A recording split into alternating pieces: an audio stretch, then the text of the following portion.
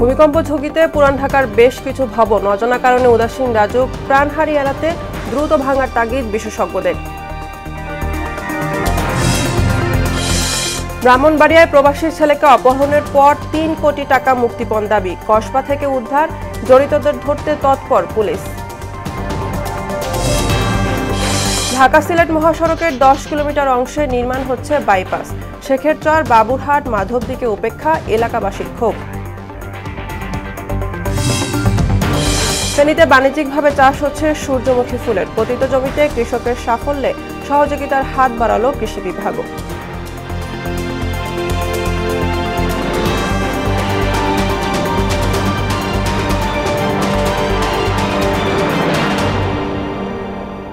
আসসালামু আলাইকুম, সবাইকে মোহনা সংবাদে স্বাগত। শুনছিলেন শিরোনাম, সঙ্গে আছি আমি বুশরাত জাহানিমা। এবার বিস্তারিত। ভূমিকম্প ঝুঁকিতে রয়েছে পুরান ঢাকার বেশ কিছু ভবন।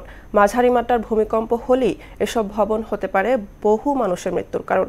সব জেনেও এসব ভবন ভাঙার বিষয়ে কর্তৃপক্ষ কেন উদাসীন তা জানেন না পুরান ঢাকাবাসী। আর রাজুকের প্রধান নগর পরিকল্পনাবিদ আশরাফুল ইসলাম বললেন, হেলে পড়া ভবনের বিষয়ে জানা নেই, তবে জানমাল রক্ষায় অতি ঝুঁকিপূর্ণ ভবনগুলো দ্রুত ভেঙে ফেলার তাগিদ দিয়েছেন বিশেষজ্ঞরা। সুরায়া মুন্নির বিশেষ প্রতিবেদন। পুরনো ঢাকার হরমোহনশীল স্ট্রিটের ৫তলা বাড়িটি কয়েক বছর ধরে পশ্চিম দিকে হেলে আছে। চরম ঝুঁকিপূর্ণ ভবনটিতে তারপরও বাস করছে কয়েকটি পরিবার। প্রাণের ঝুঁকি নিয়ে কেন তারা এখানে বসবাস করছেন তার কারণ অজানা, এ নিয়ে কথাও বলতে রাজি নয় কেউ। এর পাশেই আরেকটি ৫তলা ভবন। ভূমিকম্প বা অন্য কারণে হেলে পড়া ভবনটি ধসে পড়লে জানমাল দিয়ে তার মাসুল গুনতে হবে এই ভবন সহ আশপাশের মানুষদের। এই বিল্ডিং ঝুঁকিপূর্ণ, কিন্তু আপনারা সবাই সরকার দেবেন, আমাদের আমি ক্যালকুলেটার বুঝছেন, আমি চাকরি করি দিই। ঝুঁকিপূর্ণ থাকলেও এখানে প্রতিপক্ষে দেখবে, এটা দেখে ওরা ডিসিশন নেবে। এই ভবনের দক্ষিণ পাশে জামিলা খাতুন স্কুল, যেখানে অধ্যয়ন করছে কয়েক হাজার শিক্ষার্থী। হেলে পড়া ভবনের কারণে সবসময় আতঙ্ক বিরাজ করে শিক্ষক শিক্ষার্থীদের মাঝে। এ নিয়ে নগর কর্তৃপক্ষ কেন উদাসীন তা জানা নেই কারো। আমাদের স্কুলের পিছনে বিল্ডিংটা যা আছে ওটা যদি আমাদের স্কুলের উপরে পড়ে তাইলে এটা স্কুলের ক্ষতি হইব, জানি সরকার জানি এটার ব্যবস্থা নেয়। এখানে অনেক বাচ্চারা পড়াশোনা করে, লেখাপড়া করবে, তাদের জীবনের নিরাপত্তা তো আমাকে দিতে হবে। আপনারা ভবন ভেঙে নতুন ভবন করেন। ভবন হেলে পড়ার খবর জানার নেই দাবি করে রাজুকের প্রধান নগর পরিকল্পনাবিদ আশরাফুল ইসলাম বলেন, খতিয়ে দেখে এই বিষয়ে দ্রুতই ব্যবস্থা নেওয়া হবে। পুরান ঢাকার বেশির করে রাস্তাগুলি অত্যন্ত সরু, যে কোনো দুর্যোগের সময় সে রাস্তাগুলিকে উদ্ধার কার্যক্রম করা হলে আমাদের জন্য অনেক চ্যালেঞ্জ হয়ে যাবে। এবং হেলেপাড়া যেসব ভবনগুলি রয়েছে সেটা যদি আমাদের নজরে আসে, সেটা আমাদের যে অথরাইজ অফিসার রয়েছে তার নেতৃত্বে যে টিম রয়েছে তারা সেটা ইন্সপেকশন করবে, প্রয়োজনে ঝুঁকি হ্রাস করার জন্য সেখানে সিলগালার ব্যবস্থা গ্রহণ করবে। ঢাকা বিশ্ববিদ্যালয়ের ভূতত্ত্ব বিভাগের চেয়ারম্যান অধ্যাপক ডক্টর জিল্লুর রহমান বলেন, পুরানো ঢাকায় অনেক পরিত্যক্ত ও অতি ঝুঁকিপূর্ণ ভবন রয়েছে যা যে কোনো সময় বড় বিপর্যয়ের কারণ হতে পারে। কালক্ষেপণ না করে দ্রুত এসব ভেঙে ফেলা উচিত। পুরান টাউনের যেই বিল্ডিং, এগুলা অনেক বিল্ডিং আছে ১০০ বছরের বেশি পুরনো, এবং এই বিল্ডিংগুলো আস্তে আস্তে কিন্তু এখন এমন পর্যায়ে চলে গেছে বসবাসের অযোগ্য, নর্মাল বসবাসের অযোগ্য। রাজধানীর সার্বিক চিত্র বিবেচনায় মাঝারি ধরনের ভূমিকম্পেই ঢাকা শহর মৃত্যু নগরীতে পরিণত হতে পারে বলে সতর্ক করে দেন তিনি। এই পুরান টাউনের এই বিল্ডিংগুলা ইমিডিয়েটলি এগুলা ডেমোলিশ করে এখানে নতুন বিল্ডিং করা উচিত। ভূমির গঠনগত কারণে দেশের রংপুর, ময়মনসিংহ ও সিলেট অঞ্চলকে মারাত্মক ঝুঁকিপূর্ণ অঞ্চল হিসেবে বিবেচনা করা হয়। এছাড়া ঢাকা ও চট্টগ্রাম মাঝারি এবং খুলনাকে কম ঝুঁকিপূর্ণ ধরা হয়। সুরাইয়া মুন্নি, মোহনা সংবাদ, ঢাকা। ব্রাহ্মণবাড়িয়ার নবীনগরে এক প্রবাসীর ছেলেকে গোয়েন্দা সংস্থার সদস্য পরিচয় দিয়ে অপহরণে নিয়ে যায় একদল দুর্বৃত্ত। এরপর পরিবারের কাছে ৩ কোটি টাকা মুক্তিপণ চায় তারা। ছেলেকে বাঁচাতে দফায় দফায় ২০ লাখ টাকা দেয় রিফাতের বাবা। অবশেষে কসবা থেকে অপহৃত রিফাতকে উদ্ধার করেছে পুলিশ। এ সময় গ্রেফতার করা হয়েছে এক অপহরণকারীকে। সাইদুল আলমের প্রতিবেদন, জানাচ্ছেন তাহসিন তারিন।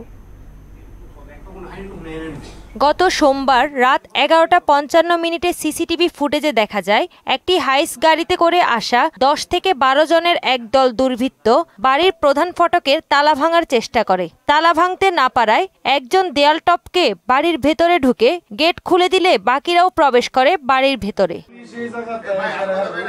বিষয়টি আঁচ করতে পেরে ভিকটিমের বাবা শহীদুল ইসলাম মালু দ্রুত নবীনগর থানা ভারপ্রাপ্ত কর্মকর্তাকে ফোন করে বিষয়টি জানান। কিছুক্ষণের মধ্যেই পুলিশ ঘটনাস্থলে পৌঁছালেও তারা দুর্বৃত্তদের হাত থেকে রিফাতকে রক্ষা করতে পারেননি। মঙ্গলবার সকালে তার মায়ের ফোনে কল দিয়ে মুক্তিপণের পরিমাণ 3 কোটি টাকা দাবি করা হয়। স্যার আপনার আল্লাহর হাজির নাজির করে কই স্যার আমি সত্য করে আপনার হাতে টেয়ার আমি দিতেছি, আপনি আমার ছেলেটা আল্লাহর রাস্তা আপনি দিয়া দেন। এদিকে অপরাধীরা যতই শক্তিশালী হোক তাদেরকে খুঁজে বের করে আইনের আওতায় আনার আশ্বাস দিয়েছেন জেলা পুলিশ সুপার। ডিজিএফআই পরিচয়ে একটা টিম নবীনগরের এক বাসা থেকে রিফাত নাম করে এক যুবককে অপহরণ করে। তারা মুক্তিপণ আদায়ের জন্য মূলত অপহরণ করেছিল। প্রাথমিকভাবে তারা 2 কোটি টাকা মুক্তিপণ দাবি করেছিল। সেক্ষেত্রে আমরা উদ্ধার অভিযান শুরু করি এবং বিকাল 3-4টার দিকে আমরা কসবা স্টেশনের আশেপাশে এলাকা থেকে ভিকটিমকে উদ্ধার করি এবং পরবর্তীতে তার তথ্য অনুসারে আমরা আসামিকে গ্রেফতার করতে সক্ষম হই। এই ঘটনায় পরিবারের পক্ষ থেকে মোহাম্মদ কামাল মিয়া, আবুল কালাম আজাদ, কামাল খন্দকার সহ অজ্ঞাত আরো 15 জনকে আসামি করে থানায় একটি অভিযোগ দায়ের করা হয়েছে। তাহসিন তারিন, মোহনা সংবাদ। গাজীপুর মহানগরের সদর থানার দাক্ষিণখান এলাকায় কৃষক দল নেতাকে কুপিয়ে হত্যা করেছে দুর্বৃত্তরা। ডিশ ও ইন্টারনেট ব্যবসার দ্বন্দ্বে তাকে হত্যা করা হয়েছে বলে জানিয়েছে নিহতের স্বজনরা। রাত 10:45টার দিকে ঘটনা ঘটে। নিহত রাকিব মোল্লা গাজীপুর মহানগরের সদর থানার দাক্ষিণখান এলাকার ইব্রাহিম মোল্লার ছেলে। তিনি গাজীপুর সদর থানার কৃষক দলের যুগ্ম আহ্বায়ক হিসাবে দায়িত্ব পালন করছিলেন। গাজীপুর সদর থানার ভারপ্রাপ্ত কর্মকর্তা মেহেদী হাসান জানান, মরদেহ ময়না তদন্তের জন্য গাজীপুর শহীদ তাজউদ্দিন আহমেদ মেডিকেল কলেজ হাসপাতালে মর্গে পাঠানো হয়েছে।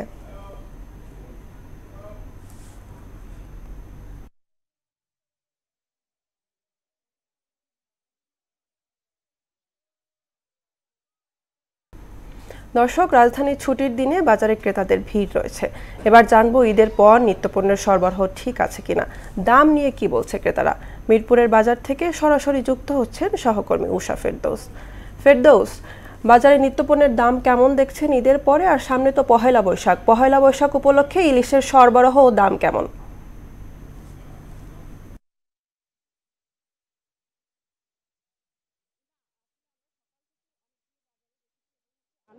মোহাম্মদপুরের বাজার আছি, সেখানে হচ্ছে আর একদিন পরেই বাঙালির প্রাণের উৎসব পয়লা বৈশাখ। সেক্ষেত্রে হচ্ছে বাঙালির খাদ্য তালিকায় হচ্ছে যেটি প্রাধান্য পায় সেটা হচ্ছে পান্তা ইলিশ। আর এই পান্তা ইলিশকে ঘিরেই হচ্ছে বাজারে ইলিশের চাহিদা এবং দাম দুটোই বাড়ে। আমরা সকাল থেকে দেখেছি যে অনেক ক্রেতাই হচ্ছে এই বাজারে এসেছেন এবং হচ্ছে 1 কেজি অথবা তার বেশি ওজনের ইলিশই বেশি চাহিদা। তো আমরা সেক্ষেত্রে হচ্ছে অনেক ক্রেতার সাথে কথা বলেছি, তারা বলেছে যে আসলে মধ্যবিত্ত বা হচ্ছে নিম্নবিত্তের আসলে নাগালের মধ্যে নাই ইলিশ। তো সেক্ষেত্রে হচ্ছে তারা অন্য কোনো মাছ নিচ্ছেন। এর মধ্যে হচ্ছে সম্প্রতি যেই আমাদের মৎস্য প্রাণী সম্পদ উপদেষ্টা বলেছেন যে আসলে ইলিশের সাথে আমাদের যে সংস্কৃতি তার কোনো সম্পর্ক নেই। ইলিশ ছাড়া অন্য মাছ বা হচ্ছে অন্য আমাদের যে সংস্কৃতির সাথে যে সম্পর্কযুক্ত যে খাবারগুলো সেগুলি খেলেই হয়। কারণ এখন আপনি জানেন যে নিষেধাজ্ঞা চলছে, যে ইলিশ ধরার যে নিষেধাজ্ঞা সেটি চলছে। আর বাজারে এখন যে ফ্রিজিং করা মাছগুলো সেগুলোর একটু দাম কম, তবে পদ্মার ইলিশ বা যে তাজা ইলিশ সেইগুলোর হচ্ছে একটু দাম বেশি। আমি হচ্ছে আপনাকে বিক্রেতার সাথে যুক্ত হচ্ছি। এখনকার যে ইলিশগুলো সেগুলো হচ্ছে কত দাম? এদের সাথে কথা বলেন। ইলিশের দাম আগের চেয়ে একটু হালকা কিছু বাড়তে, মাছ কম তো এই জন্যে, ওই রকম আহামরি কিছু বাড়ে নাই। আগে যে রেট বেচতাম আর 20 দিন আর রোদার ভিতরে ওই রকম রেট আছে। 1 কেজি কত? আর 1 কেজি 1 কেজির বেশি যেমন কেজি বেচতেছি 2200, আর 1 কেজি 2000। চাহিদা কেমন? চাহিদা আগের মতন নাই। আগের মতন যেভাবে বেচাই না হইতো ওইভাবে অনেক খায় না ইলিশ, দাম কেমন দাম। আমি হচ্ছে বিক্রেতার সাথে যুক্ত হয়েছি যে হচ্ছে এখনকার দাম কেমন?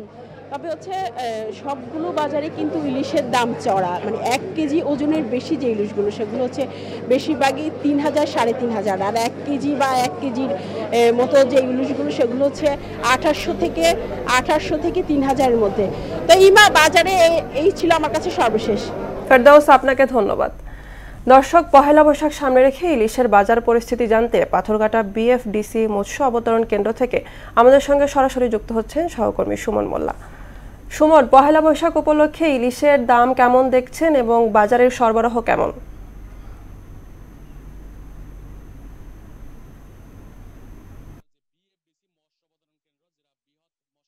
পূজায় এবং এখানে কিন্তু ইলিশের দাম চড়া রয়েছে, কারণ আপনারা জানেন যে পহেলা বৈশাখের একদিন পরে পহেলা বৈশাখ শুরু হবে এবং এই পহেলা বৈশাখকে কেন্দ্র করে কিন্তু প্রতি বছরই দাম বেড়ে থাকে। তবে এর ব্যতিক্রম কিন্তু এবছরও নয়, এবছরও কিন্তু দাম কয়েক গুণে বেড়ে গেছে, অর্থাৎ 1 সপ্তাহ ব্যবধানে ইলিশের দাম কিন্তু দ্বিগুণ বেড়েছে। এবং যারা গভীর সমুদ্র গিয়েছিল মাছ শিকারের জন্য, কারণ পহেলা বৈশাখকে সামনে রেখে অনেকেই যারা ট্রলার মালিক রয়েছে তারা কিন্তু গভীর সমুদ্রে পাঠিয়েছিল বোট, যাতে আসলে মাছ নিয়ে আসতে পারে এবং সেইগুলো বিক্রি করতে পারে, কিন্তু সেই ট্রলারগুলো কিন্তু একেবারেই খালি হাতে ফিরে এসেছে। এবং এই যে বিএফডিসি ঘাটটিতে অনেক দূর দূরান্ত থেকে পাইকাররা এসেছে মাছ কেনার জন্য, কিন্তু সেগুলো না পেয়ে তারা কিন্তু খালি হাতে ফিরে যেতে বাধ্য হচ্ছে, কারণ এখানে যে এখন বর্তমানে মাছ না থাকার কারণে যে এতটাই দাম চড়া, যেটা আসলে যে মধ্যবিত্ত ফ্যামিলি বা যারা অসহায় রয়েছে তারা কিন্তু কিনে খাওয়া সম্ভব না। তো এই এখন বর্তমানে যে গভীর সমুদ্রে মাছ যেগুলো ট্রলারগুলো গিয়েছে সেগুলো মাছ পায়নি, কিন্তু এখানকার যারা বিষখেল এবং বলেশ্বর নদী রয়েছে, 2টি নদী রয়েছে, সেখানকার কিছু মাছ আসলে এখানে আনা হচ্ছে, সেইগুলো বিক্রি হচ্ছে এই বিএফডিসি ঘাটে। তো এই ছিল সর্বশেষ ইমা পাথরঘাটা থেকে।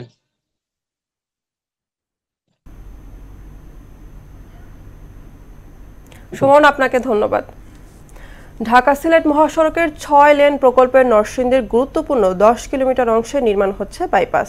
এতে বাণিজ্য নগরী হিসেবে পরিচিত শেখেরচর, বাবুরহাট ও মাধবদী অঞ্চলকে উপেক্ষা করা হচ্ছে বলে অভিযোগ স্থানীয়দের।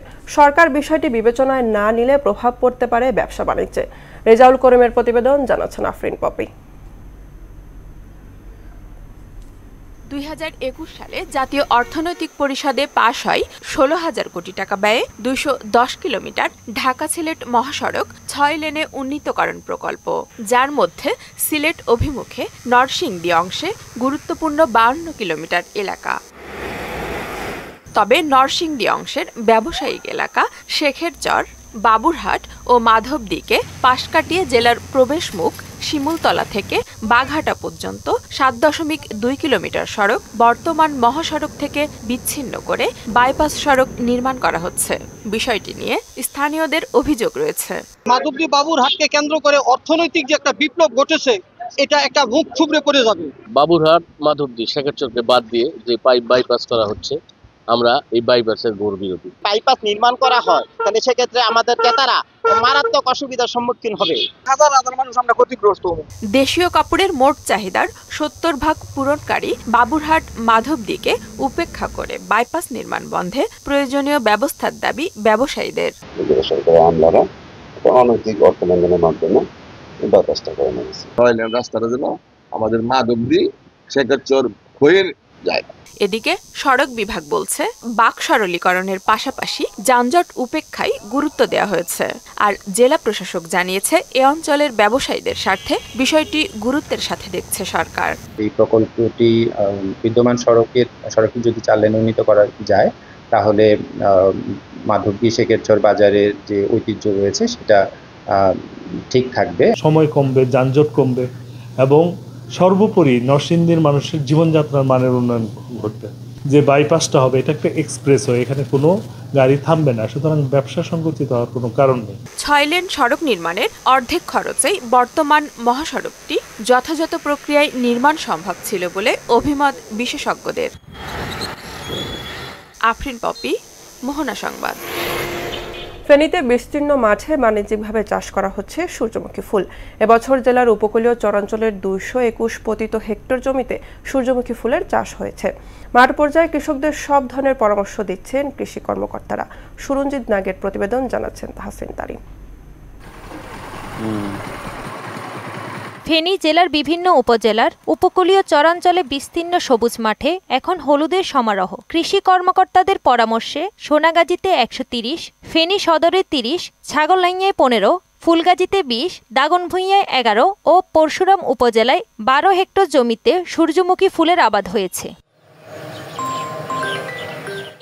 সূর্যমুখী ফুল থেকে ভোজ্য তেল, খৈল ও জ্বালানি পাওয়া যায়। তাছাড়া গরু মহিষের চারণভূমিতে সূর্যমুখী আবাদ করায় এখানে বিনোদনপ্রেমী মানুষের আনাগোনা বেড়েছে। চাষাবাদের নিয়ম সবগুলো আমি জানি এবং করতেছি। বিগত 8 বছরে ভালো ফসল পাইছি। আমাদের 50,000 টাকার মতন খরচ হয়ে গেছে। বিক্রি করলে ধরেন না, এগুলা বিক্রি করলে লাখ 20,000 টাকার মতন বিক্রি হবে আশা করি। ইনশাআল্লাহ আগামীতে আমিও সূর্যমুখী আমার করার উদ্যোগ আছে। ইনশাআল্লাহ সামনের দিকে মাঠ পুরা মাঠে করার চিন্তা ভাবনা আছে। জেলা কৃষি সম্প্রসারণ বিভাগ জানায়, এবার 430 হেক্টর জমিতে সূর্যমুখী আবাদের লক্ষ্যমাত্রা নিয়ে কাজ শুরু করে কৃষি বিভাগ। বীজের দাম বেশি হওয়ায় কৃষকরা আগ্রহী হয় না, তবে আশা করা হচ্ছে উৎপাদন লক্ষ্যমাত্রা পূরণ হবে। বাড়ি সূর্যমুখীর 3 জাতের আবাদ করা হয়েছে, বীজ দেওয়া হয়েছে প্রকল্প থেকে এবং এই বীজ রাখা যাবে। তো আমরা আশা করি আগামী বছর, এই বছর যে বীজটা রাখবে, এই বীজ দিয়ে আমরা আগামী বছর আমাদের লক্ষ্যমাত্রা যেটা সেটা অর্জন করতে পারবো। সূর্যমুখী তেল ভাঙানোর মেশিনের ব্যবস্থা থাকলে এই জেলার কৃষকরা আরও বেশি সূর্যমুখী ফুলের চাষে আগ্রহী হবে। এবং তাহসিন তারিন, মোহনা সংবাদ। দেশের বাইরের খবর। ইসরায়েলের প্রতিরক্ষা বাহিনীর বিমান হামলায় গত 24 ঘন্টায় ফিলিস্তিনের গাজা উপত্যকায় নিহত হয়েছে আরও 26 জন, আহত শতাধিক। এতে 1.5 বছরে প্রাণহানি ছাড়িয়েছে 50,900। আন্তর্জাতিক সাহায্যকারী সংস্থা রেড ক্রস জানিয়েছে, গাজার মানবিক পরিস্থিতি বর্তমানে পৃথিবীর দোজকে পরিণত হয়েছে, কারণ সেখানে বিদ্যুৎ, পানি, খাবার বা বসবাসের জন্য প্রয়োজনীয় কিছুই নেই। গত 1.5 বছরে উপত্যকায় নিহত হয়েছে মোট 50,912 জন এবং আহত হয়েছেন 1,15,981 জন। এই নিহত এবং আহতদের 56% নারী ও শিশু। দর্শক, এ পর্যায়ে সবাইকে আমন্ত্রণ জানাচ্ছি সংবাদপত্রের পর্যালোচনা ভিত্তিক পত্রিকার চোখে দেশ অনুষ্ঠানে। দর্শক,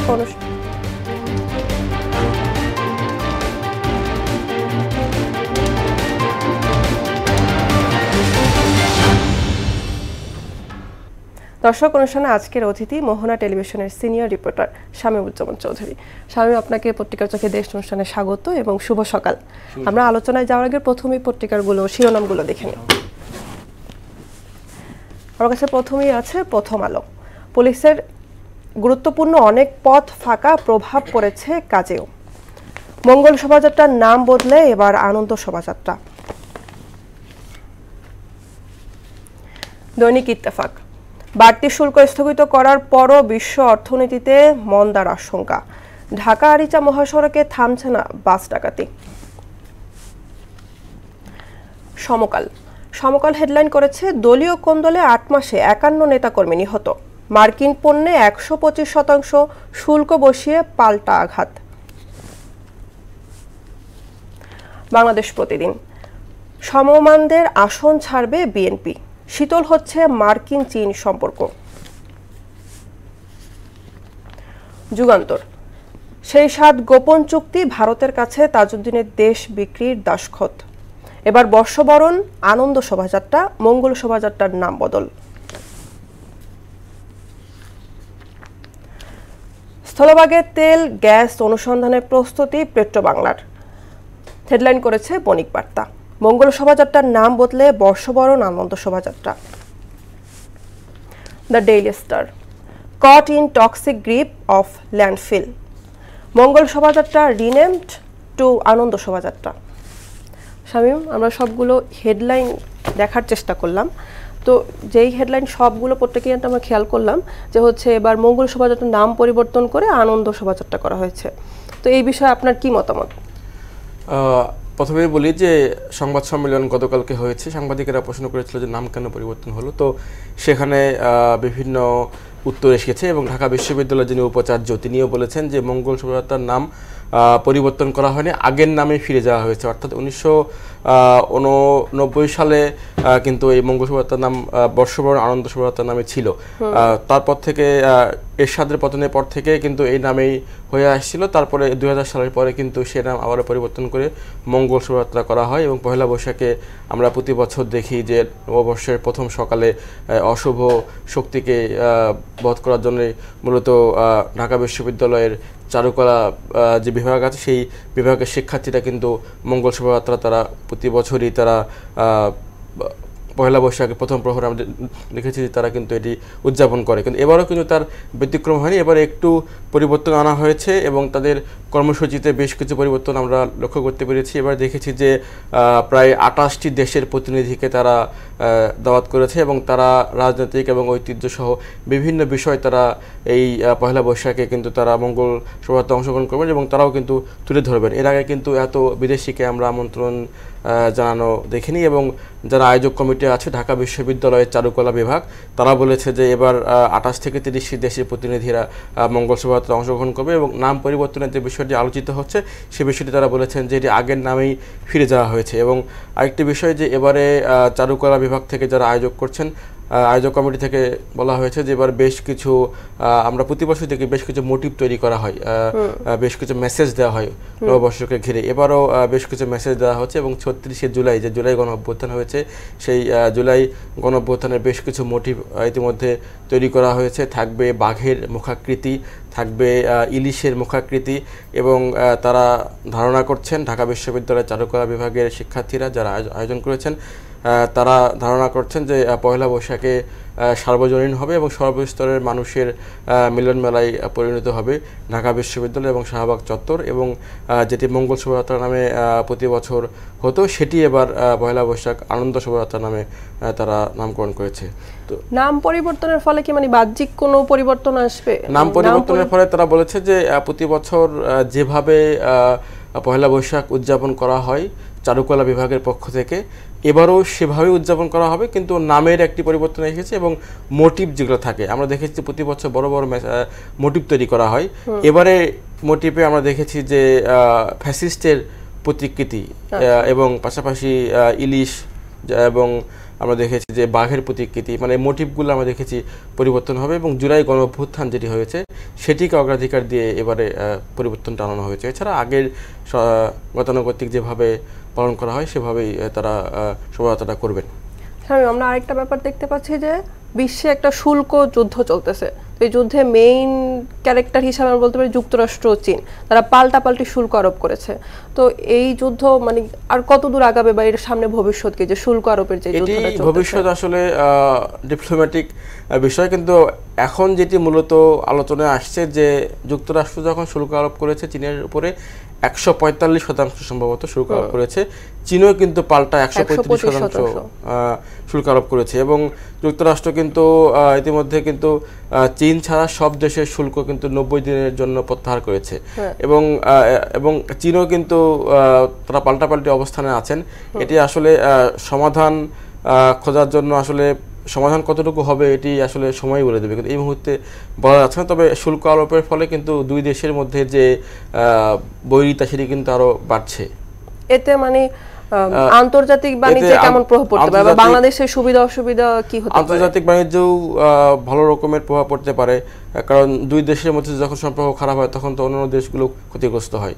তবে যদি দুই দেশ একসঙ্গে আবার বন্ধুত্বপূর্ণ সম্পর্কে যায় সেক্ষেত্রে পার্শ্ববর্তী দেশ এবং যারা মূলত যেই দেশ বিনিয়োগ করে তারা হয়তো বা সুবিধা পেতে পারে, কিন্তু যখন বৈরিতা বাড়বে তখন অন্য দেশে ক্ষতিগ্রস্ত হবে। তবে 90 দিনের জন্য যে শুল্ক প্রত্যাহার করেছে এটি আসলে 90 দিন পরে যদি আবার শুল্ক আরোপ করে সেক্ষেত্রে তো আবার প্রভাব পড়বেই বাংলাদেশ সহ অন্যান্য দেশে। আর বাংলাদেশ এ থেকে মানে কি সুবিধা অসুবিধা পেতে পারে এই শুল্ক আরোপের যুদ্ধে? শুল্ক আরোপের এখন যেহেতু শুল্ক প্রত্যাহার করেছে বাংলাদেশে, এখন যে সুবিধা সেটি হচ্ছে যে বাংলাদেশের যে ঋণগুলো আছে সেটা আস্তে আস্তে পরিশোধ করতে পারবে এবং IMF আপনি নিশ্চয়ই জানেন চতুর্থ পঞ্চম কিস্তির জন্য তারা কিন্তু অলরেডি ঢাকায় অবস্থান করছে। এটি আসলে একটি সমাধানে আসতে পারে চতুর্থ পঞ্চম কিস্তির ক্ষেত্রে। পাশাপাশি বাংলাদেশের যে বৈদেশিক যে ঋণগুলো আছে সেই ঋণগুলো হয়তো বা ক্ষেত্রে পরিশোধের ক্ষেত্রে কিছুটা সুবিধা তো পাবেই। পাশাপাশি জিনিসপত্রের যে বাড়তির দাম সেই বাড়তির দামে আপাতত হয়তো বা স্বস্তি আসতে পারে। আপনাকে অসংখ্য ধন্যবাদ। অন্য সময় আবার আমরা এইসব বিষয় নিয়ে আলোচনা করব। ধন্যবাদ। শেষ করব মহড়া সংবাদ, যাবার আগে শিরোনামগুলো আরো একবার।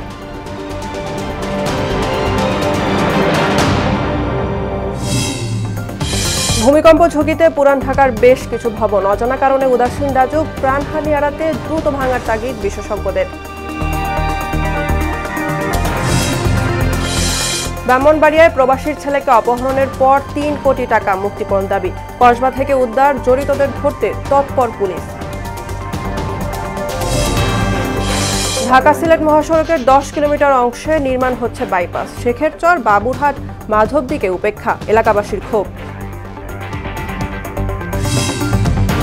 এবং ফেনীতে বাণিজ্যিকভাবে চাষ হচ্ছে সূর্যমুখী ফুলের, পতিত জমিতে কৃষকের সাফল্যে সহযোগিতার হাত বাড়ালো কৃষি বিভাগ।